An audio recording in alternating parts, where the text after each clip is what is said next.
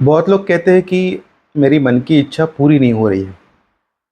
अभी जब इच्छा की बात आती है तो कुंडली में देखा जाएगा 11वां घर। तो 11वां घर जो होती है वो आपकी इच्छा शक्ति होती है।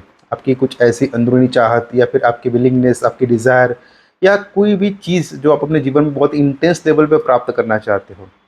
अभी 11वें घर का अधिपति यानी कि 11वें घर में जो राशि आती है, उसका जो अधिपति ग्रह कहाँ बैठा हुआ है, वो ग्रह जिस जगह पे बैठा होगा, जिस भाव में बैठा होगा, वो भाव की कैरेक्टरिस्टिक वो आपकी इच्छाओं के साथ जुड़ी हुई है।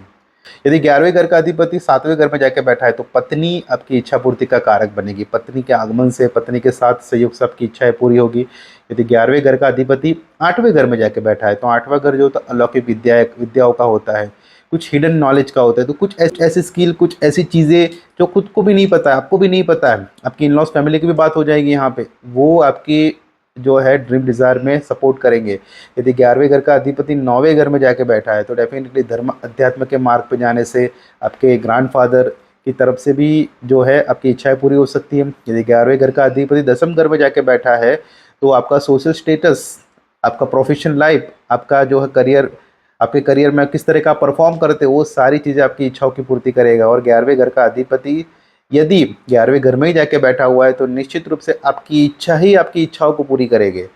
अगेन आपके बड़े भाई बंधुओं की बात होगी तो कुछ ऐसी इच्छा है तो एक इच्छा पूरी होने के बाद दूसरी इच्छा, तीसरी इच्छा, जो इच्छाओं की चाहना ही आपकी इच्छाओं की पूर्ति करेगा। और 11वें घर का अधिपति 12वें घर में जाके बैठा है तो यहाँ पे आपकी इच्छाओं की जो पूर्ति होना थोड़ा असंभव ही प्रतीत होगा। अननोन डिज़ायर, कुछ ऐसी इच्छा है जो जिसके बारे में आपको खुद को भी नहीं पता है, वो सब चीज़ों की यहाँ पे बात होगी। कभी कभी कुछ इच्छा है ख्वाहिशें पूरी होने के बाद पूरी होती, ऐसी चीज़ों की यहाँ पे बात होगी।